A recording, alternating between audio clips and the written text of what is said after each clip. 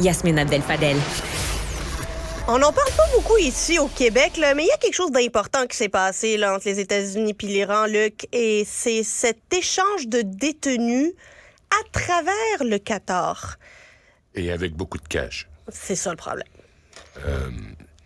Quand tu regardes cette histoire-là, et je sais pas si tu as déjà été une lectrice de John le Carré Oui. ou Len Dayton, l'époque où il y avait la guerre froide et deux superpuissances qui se faisaient face à Berlin, puis on échangeait des prisonniers, il y avait le pont des échanges qu'on appelait.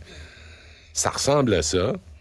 Alors, 5 ex-prisonniers américains en Iran ont quitté lundi Téhéran en direction de Doha, ce qui est au Qatar, en application d'un accord d'échange de détenus avec les États-Unis, conclu avec la médiation du Qatar.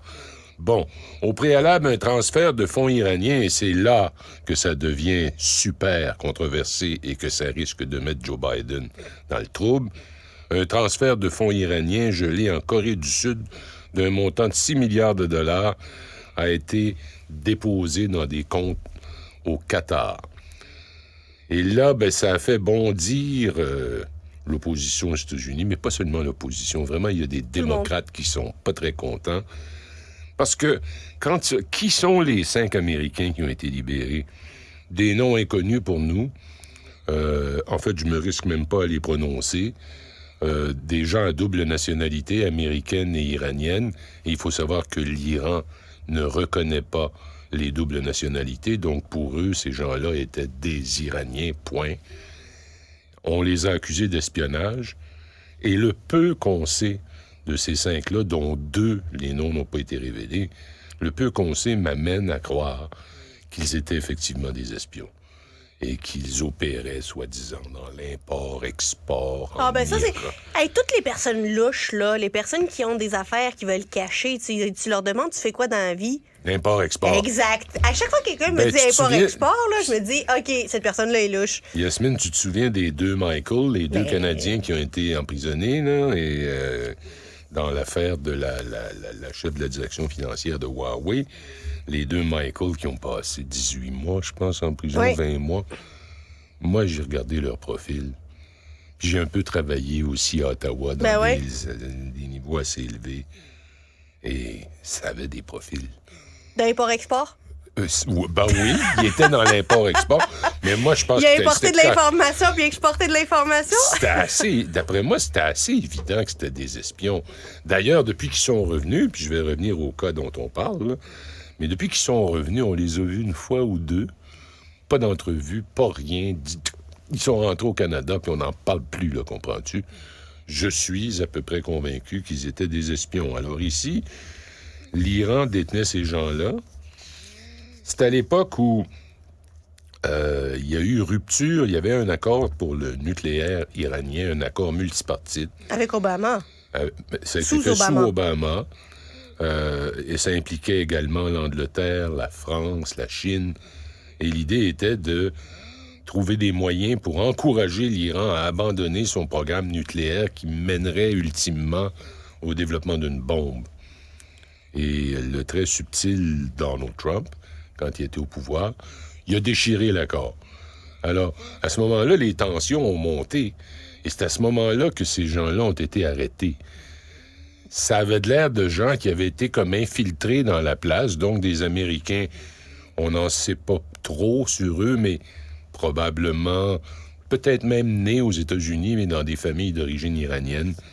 Et là, ils sont retournés via le Qatar, et Joe Biden commence à manger des claques le long des oreilles à l'heure actuelle, puis je pense que ça va se mettre à chauffer, là, parce que les démocrates le prennent pas, parce qu'ils disent 6 milliards de dollars, c'est une rançon que vous avez payée. C'est ça. Et là, ils vous répondent la chose suivante.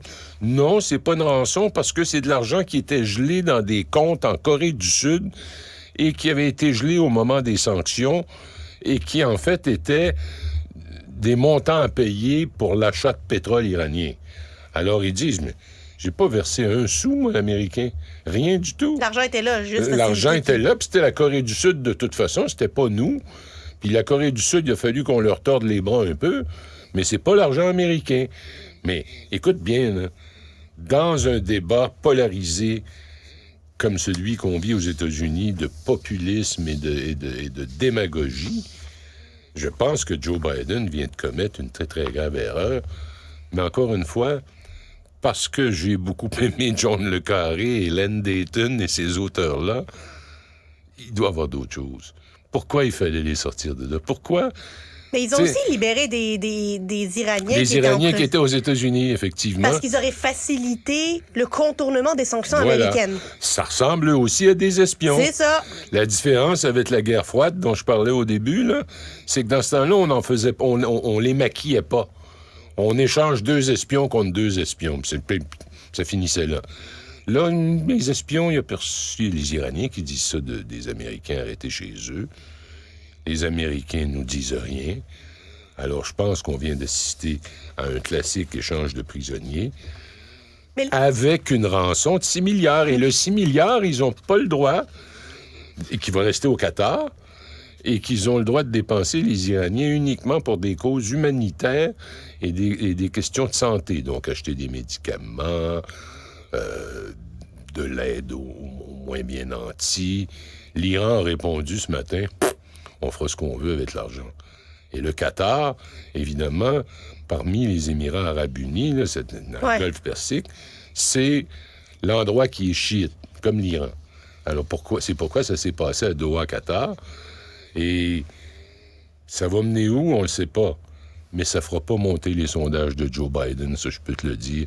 Déjà à l'heure actuelle, je lis des columnistes américains connus pour être plutôt centre-gauche ou démocrates, ou enfin appelons-les comme on veut, qui disent non.